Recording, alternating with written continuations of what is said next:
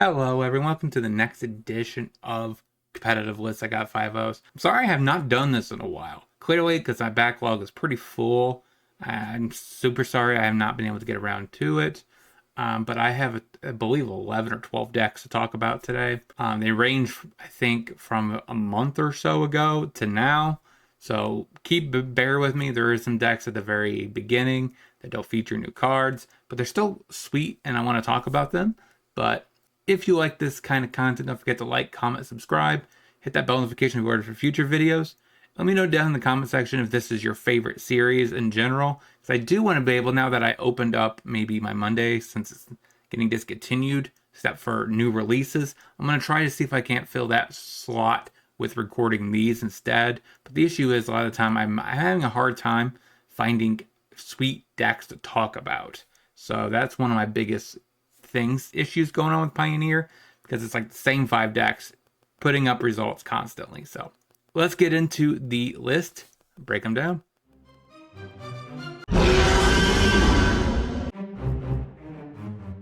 So first on my list is a Gruul aggro deck with 4 Rampagers, which is pretty awesome.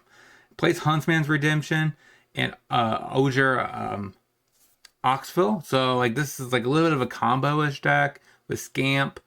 Eidolon's pretty strong in the deck. You have Scoundrel. So like this deck could easily pick up something like the brand new Mole God if you're interested in trying that out. This deck does have a decent amount of burn, and I like Rampager, especially since you could tutor it with Redemption, pitch something, get in it for a lot of damage relatively fast. So, and we're Gruul, we still get some utility lands with Beseju, Sakasan, and Den of the Bugbear. Sideboard, though, we do have Running Volley. It's pretty staple throughout Pioneer. We have 1 in the Festivities, good against Convoke. We have 3 Cinder Vines for artifact and enchantment removal. It's pretty good against temporary lockdown. 1 Abrade for a little medium-sized threats and artifacts. Rolling Vortex is for the Amalia combo, along with Rampager for Oncidon. But it's also good against something like Contorius and Lotus Field. Vortex is good against. We have 1 Chain Whirler as an additional way of getting rid of small creatures. And a Clothis is kind of a good grindy card against control, other stuff like that. So this deck could be very well a good position against control, which gives it a huge leg up, I think, in this current meta, where control is by far the best deck in the format. So let's get into the next deck. Next deck is Mono Green Devotion with 3 Vornixlexes, which is kind of sweet. We have the normal stuff like Cavalier. Vivian is a pretty common card now. Grey Hinge is pretty sweet in the deck. We only have 3 Kioras, it looks like. But, we do have our 8 Elves, Troll, Pulchrinos, Titan of Industry, Ferocious Hydra. So this deck is pretty sweet. This is how Mono Green is changing it up. Also, it's pretty amazing that we have Primordial, which is amazing because it's a land destruction spell. Another Titan for, a chunky dude we can get with Vivian. Then we have our pieces that we could sideboard in, like Scavenging Ooze, Frillback. These are pretty good to sideboard in. Sage is probably what you want to keep in the board, but Liberator can come in. Kolga and Ceratops, those are pretty... Ceratops is more for blue, like Spirits. Kolga is pretty good against, like, aggro. Then we have our finishers, like the Boar, the Dinosaur at the very top end, Ulamog. So this deck has a pretty sweet range of cards in general. If you like ramp stuff like I do, this could be an option for you if you're not like me and rather not have to deal with Nykthos, because I just don't like the card.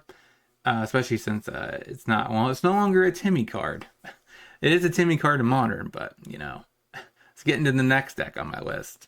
Next is a deck I believe I played on the channel weeks ago, so that tells you how long this has been. I seen the deck, I thought it was awesome to play. So if you want to see the gameplay of this video, go back and check it out. It's a pretty sweet deck, I think, pretty competitive.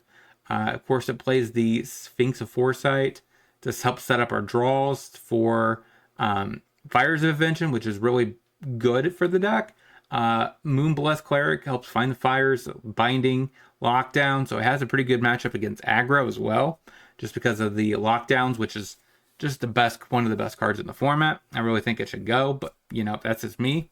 Sideboard though, we have Archon to deal with combo decks like Lotus Field, stuff like that. Even Phoenix maybe. We have Lockdown for aggro. We have Leyline of the Void for Phoenix. 3 Giants to deal with the matchup like Amalia. Then we have 3 Chandras for the control matchup.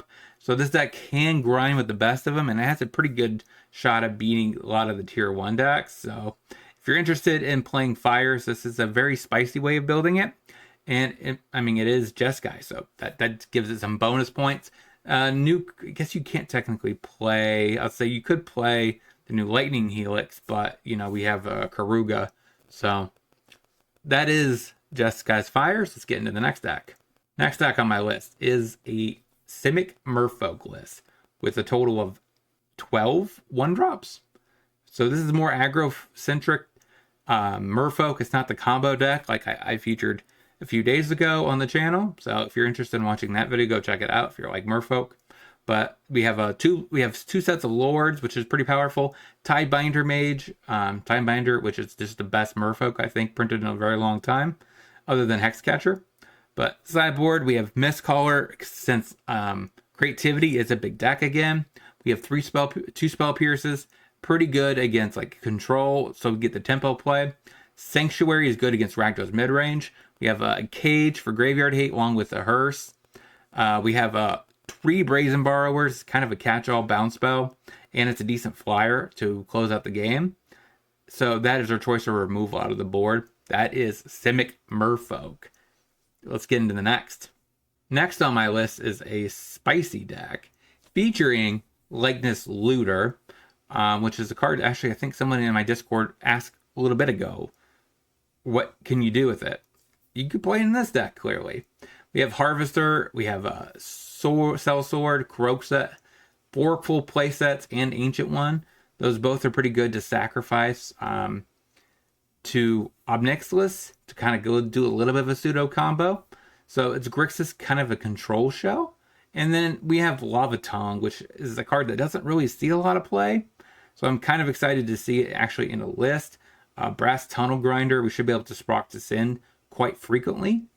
I'm not really sure about the Tithing Blades because I don't think it's very good. But it is a permanent that is removal. Sideboard, our creature choice for, hand disruption is the Bat, since it does still trigger Descend. We have Trespasser as our Graveyard Hate choice. Terror Tide for sweeper choice. Molten Collapse is, I'm assuming, against, I don't know what's for, I guess. Maybe Oven? I don't know. Then we have, and Planeswalkers, of course. 3 Spheres, because it's a Descend card, and it also helps against a Lotus Field matchup. That is this Grixis weird Descend deck for Pioneer. If you want to do something spicy, check this out. I think this deck actually is legal on Arena. So if that is in interest you as well, try that out, because that probably would be a sweet format to try this deck out on. So let's get into the next list. Next on my list is a deck that I've also featured on the channel. If you want to go back and watch it on a Monday special, you can. This deck was quite difficult to pilot a little bit to get used to the lines, but this deck arguably won me over. I do want to play this deck quite frequently on the channel if possible. So I'm looking to see if there's a new card in the new set for this deck, because I do like it a lot. Like, it was fun. I do love the fact that it kind of resembles Scape Shift a little bit. And the win con is kind of weird, but so I don't necessarily know how good this would be in through a league, even though this person got a 5-0 in a league. It's just that you kind of have to make infinite mana on repeat. So you do burn a lot of your clock on Arena. I mean, on MTGO and Arena, if you play this on Arena, if it's legal. I'm not sure about that one. Probably is. But the end game, you get Banefire after getting it with Mastermind's Acquisition. This deck does have a decent amount of removal, but that is Golgari Scape Shift. And we have Cage because it's Graveyard Hate. That doesn't affect us. Hearse is one-sided Graveyard Hate. Terror Sunder is like one of the best Golgari cards in the format. Throwback also is Graveyard Hate and Life Gain and Artifact Enchantment Destruction. Path to Peril for aggro. Ray of Enfeeblement, decent removal spell against white-based strategies, and a Pithy Needle for Teferi. This deck can struggle, I think, against control, but you know, you kind of have to take your losses. You do have Duress for that matchup, plus the Thoughtseize, but that is Jun's Game Shift. Let's get into the next. Next is a list that is from a guy that watches my channel quite often. And he joined my live stream last Sunday, and he talked about that he got a 5-0 based on inspiration from me. So he took my original concept and modified it for his own liking. He likes, of course, Shieldred, which I won't touch. I get it. It's a sweet card. It's good. But I guess it's really tricky to debate if, you know, this version can be better than the Rakdos version, right? They also play Shieldred. But this deck does play Charms, Assassin's Trophies, Get Lost, Vanishing Verse, so it has a decent amount of diverse removal spells. Preacher the Schism is a card I have not tried yet in the deck, so I might want to try a copy or two of mine. But Trespasser I have picked up. So Dread Knight is, I think, one of the best cards been printed for mid-range in a while. So that is a pretty good card. Back to Nature. It's probably, I don't want to say it was for Bogles. It was probably for Incarnation. We have Duress for control matchups, stuff like that. Announcement is pretty good against grinding matchups. Elsa was pretty good against control, other stuff like that. We have Leyland of the Void for Graveyard Hate. Culling Ritual for aggro. And Extinction Event for aggro. That is Adzan mid-range. Let's get into the next list. So next on my list is the deck that got another 5-0. And this deck is Urborg Scavenger / Soul Flare for Pioneer. Now, what I think about this deck that interests me the most is a lot of these cards are castable. The Predator, the Oscura the True, also is pretty reasonable to be just hard casted. So I do wonder if there could be a strategy like this that's built with stuff like Glissa, stuff like that, where the creatures that you actually exile are castable in their own right, and not just, big things like Zatalpa. I guess Zatalpa does have a lot of keywords. Baloth is pretty solid. It has hexproof, can't be countered, and has haste, so it's good against control in that aspect. But stuff like Chromanicore, it's pretty hard to cast that card in general. Troll is a nice backup beat stick plan. But this deck picked up Bitter Triumph for a little bit of diverse removal out of the board. Abrupt Decay for Amalia matchups. Then we have Thoughtseize for the control matchup. Cage is a way to fight through Graveyard Hate. Graveyard-based strategies. 2 Damping Spheres for Lotus Field. We have 2 Riders as a removal spell that also can be exiled underneath a Soul Flare for, lifelink. Then we have 3 Stubborn Denials as a way to protect our threats once they come on the board if they don't have hexproof already. Scavengers has proved to be a very good card, so if you're interested in playing this kind of strategy, try it out. And let me know down in the comment section how you do with it. Let's get into the next list. Alright, so now we're starting to get into the spicy list that have featuring new cards. Is it in Soul? We also have another in Soul deck later on. This deck features the new case of the Flinched Falcon. Also Glimming Gear Drake. So this deck does do a decent job of making a lot of artifacts, going wide with them, sacrificing them to blast, to increase your Gear Drake. Also, you can, use the Falcon, get it to be a solve case, and just go from there. We have Citadel, because since we do have so many ways of actually turning it into a creature, and we have 2 axes because they're also indestructible. This deck version plays Copter, which I think is the better version. But we have a decent amount of removal as well with the torches and the blasts. So we have a couple Inties. So you can kind of pseudo combo with Copter. Sideboard though, we have Spell Pierce to protect our stuff. 2 Damping Spheres to get underneath Lotus Field. 2 Coats. I'm not sure what this is for. We have 2 Hearses for Graveyard Hate. 2 Volleys, you know what those are for. Mono white, blue, Amalia. Frostodon also for Amalia. Also against go wide like Convoke, if you can get it down before they go too wide. 2 Hazards for the Rakdos mid-range matchup. Also maybe possibly control. So that is Izzet and Soul. Let's get into the next list. Next on my list is a deck that has had multiple 5-0s recently, and that is Boros Burn.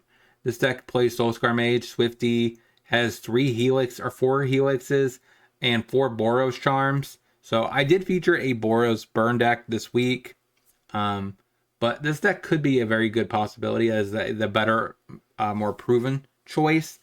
The best thing about Boros is you get Chained to the Rocks for big cards like Shieldred. And we also, out of the board, we have a decent amount of burn with, we have extra amount of burn with lightning strikes. So clearly we really want the burn. This deck plays light up the stage for card draw. And we have Skewer because it's just a bolt. So this deck is quite powerful. I do like the list overall. So this definitely feels more like a burn deck. Sideboard, like I said, we have Chain for Shieldred. We have Rest in Peace for Graveyard Strategies, Skullcrack and Ferocidon, and Vortex for the Malia matchups. 2 Searing Bloods for creature-based strategies that are small. We have a Volley, mono white, you know the deal. And then, of course, again, stuff like Contorius and Lotus Field. We do have Vortex for that matchup. That is Boros Burn for Pioneer. I do wonder how this deck does compare when it faces, or how good it is against stuff like Blue-White Control, which is the best deck in the format by a decent chunk. So I do wonder how this matchup actually is. But besides that matchup, I think this deck has a very good shot at getting a bunch of 5-0s and good tournament results. Let's get into the next list. Next is the new Insidious Root / Chalkline combo. Outline combo. Now, this I think is the correct version, or close to it. I played it on stream a few days ago, and the video will drop at some point. Now, it's weird that this Daredevil is kind of off-centered on this picture. I don't know why, but it is what it is. Roots, honestly, should be the 4 of, and I think 2 chalk is correct. The 4-drop is quite clunky, especially since we only play 22 lands, so you're not always guaranteed to get there. Troll is outstanding in the list. I have not tried Priest, but Scounger is also quite powerful because it's an artifact. So it sprocs the Daredevil and it gets back triggers with the Roots. So it really does a good job in this deck. Cauldron, pretty good for extra copies of Troll, Pseudo. Then we have the Cat / Supplier Oven package, which helps fills the yard, get individual sprocs of Roots. And we have Tyvar to help find our pieces like the Troll, and that's pretty good as well. Also sprocs the Roots.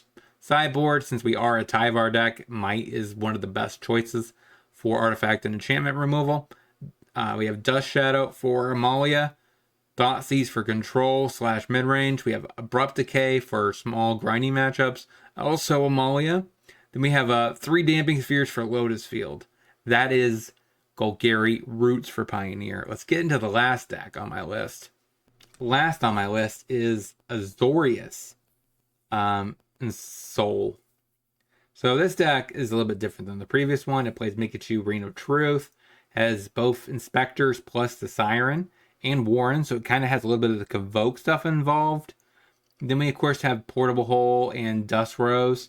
Those are pretty decent 1-drop removal spells. And it also plays the Coat, so it can make an unblockable dude, and which is actually pretty good with Mikachu, right? Because you can make it it's unblockable, and it gets really big.